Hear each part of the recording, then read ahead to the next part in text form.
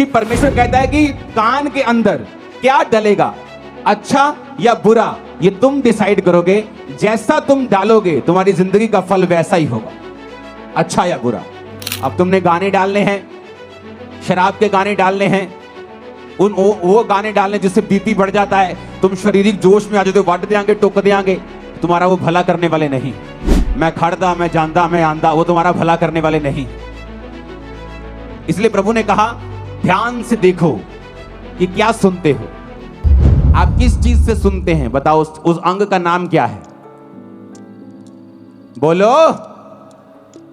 कान से, कहां है कान? ये कान नहीं, इससे नहीं सुनते आप, मालूम है कि नहीं? इससे सुनते हो आप?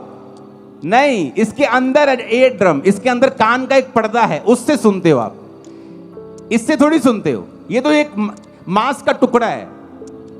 पहलवान देखे कभी ओलंपिक वाले, उनके यहां देखा क्या हुआ होता है, वो बज बज के उनके कान फट फट के मोटे हुए होते यहां से।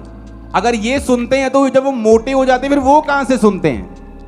वो तो अंदर से सुनते हैं भाई, इधर से। कान के अंदर जो होल है, यहां एक, वहां अंदर आवाज जाती है, कान का पर्दा उसे रिसीव करके सिग्नल भेजता है, दिमाग में जाते हैं तो आवाज आती है। ये थोड़ी सुनता है। फिर ये बनाया क्यों है? बात तो ये है, प्रभु ने कोई चीज फालतू में तो बनाई नहीं है। अगर मैं इसे हटा दूं, आप कई लोगों का देखोगे एक्सीडेंट में कान उखड़ जाता है, उनके कान होता ही नहीं है, फिर भी वो सुनते हैं। लेकिन परमेश्वर ने बनाया क्यों है फिर ये कान?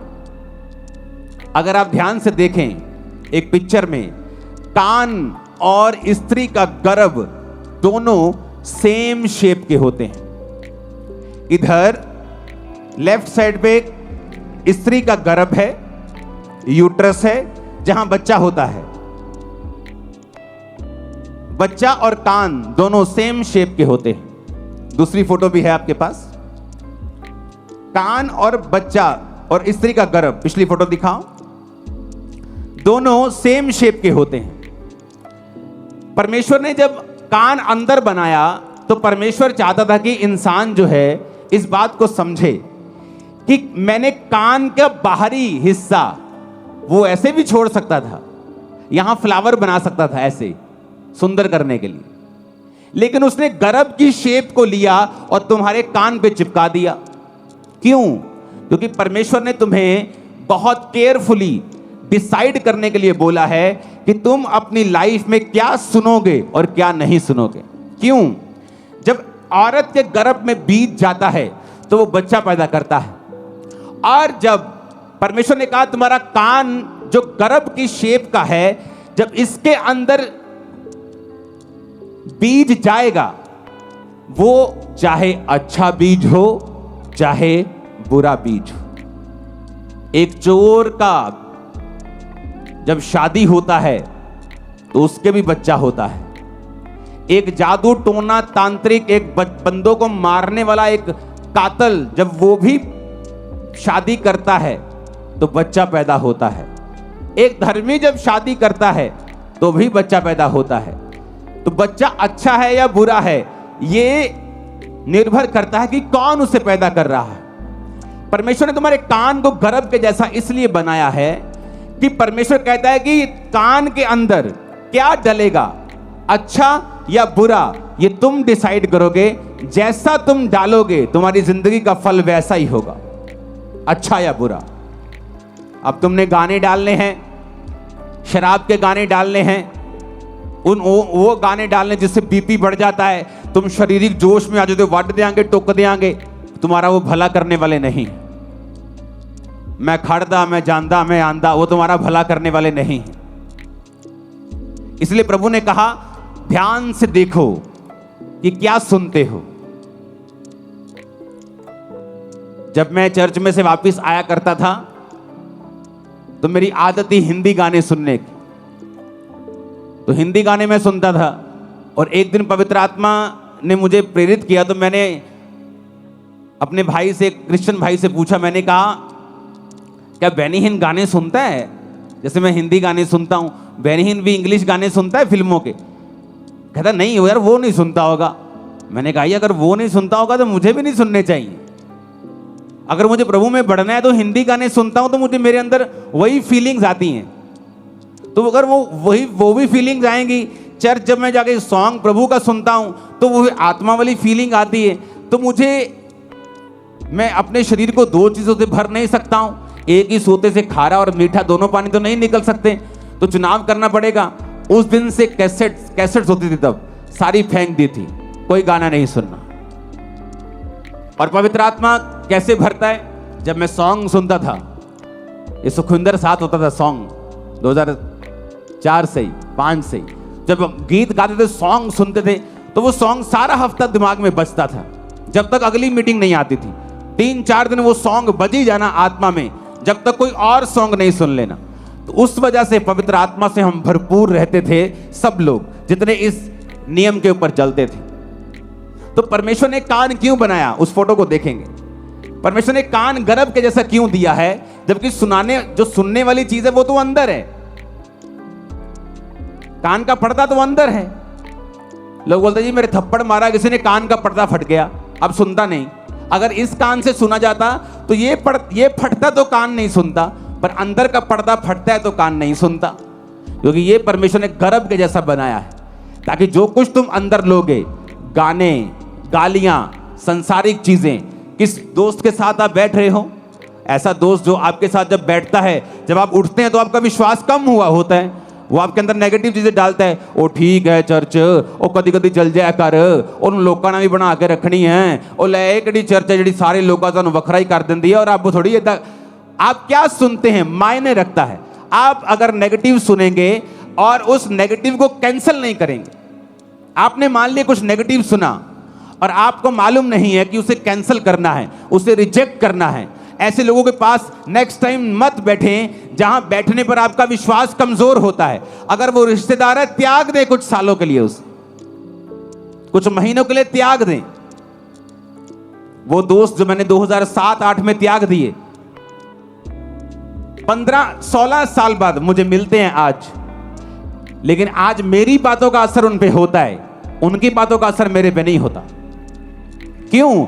एक समय था अगर क्रिश्चियन होने के बाद भी अगर मैं उनके साथ रहता तो हो सकता उनकी बातों का असर मुझ पे होता। जब मैंने अपनी 10th को कंप्लीट किया था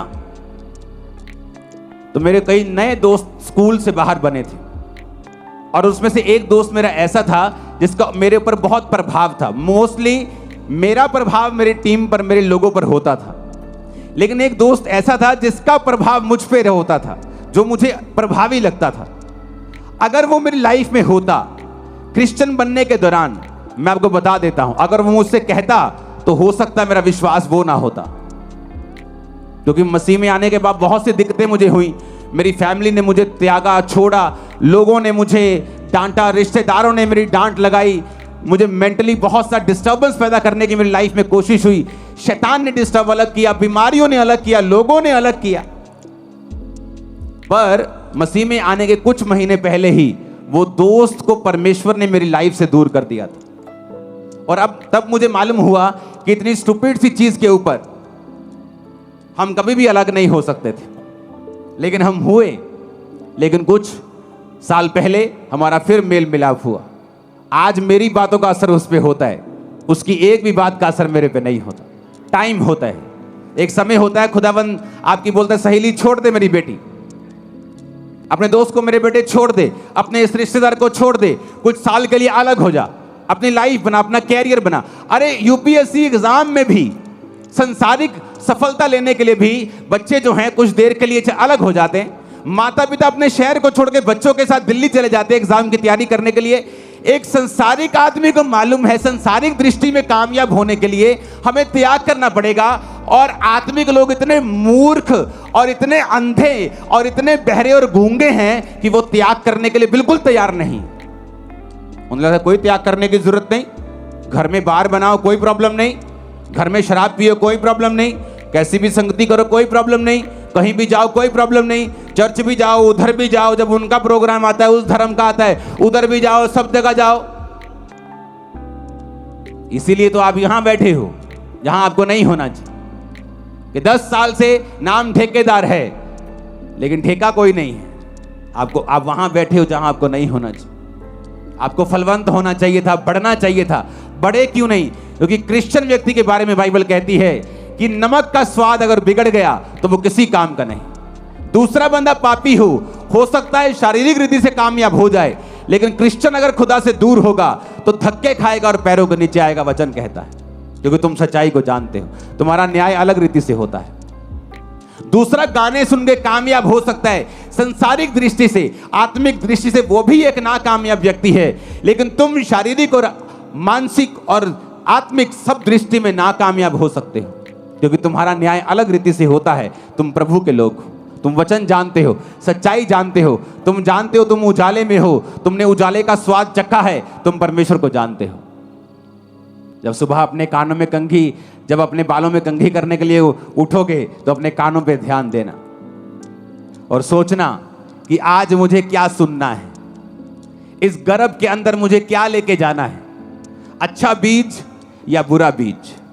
अच्छा बीज लेके जाऊंगा तो अच्छा फल लाएगा, बुरा बीज दूंगा तो बुरा फल आएगा। जमीन नहीं देखती, अब आम बो दोगे भी आम उगा देगी, आप डोडे बो दोगे डोडे उगा देगी, आप कांटे बो दोगे, कैक्टस बो दोगे, कैक्टस उगा देगी। जमीन नहीं देखती, जमीन बोलती मुझे बीज दे, मैं तुझे उगा दूंगी। कान भी, जीवन भी देखता नहीं क्या अच्छा है या बुरा है, वो तुम्हारा डिसीजन है, वो पावर तुम्हारे पास है, अंगों के पास नहीं है। जमीन के पास उगाने की पावर है, तुम्हारे अंदर उगाने की पावर है, लेकिन उगाना क्या है ये तुम्हारे ऊपर निर्भर करता है। ऊंची आवाज में हालेलुया बोलो। Hallelujah, praise the Lord. हमारा विश्वास है इस वीडियो द्वारा आप ब्लेस होंगे और आज आपने इस वीडियो कुछ नया सीखा होगा और आपने समझा होगा क्यों हमारे जो कान कहना चाहता है वो क्यों इंपॉर्टेंट है और हमें क्या सुनना चाहिए। अगर आपको हमारी आज की अच्छी वीडियो को लाइक कर दें, शेयर कर दें और ऐसे उन्हें देखने के लिए हमारे चैनल भी सब्सक्राइब कर दें। सभी को जय मसीह, गॉड ब्लेस यू ऑल। मिलते हैं नेक्स्ट बेस्ट वीडियो के अंदर।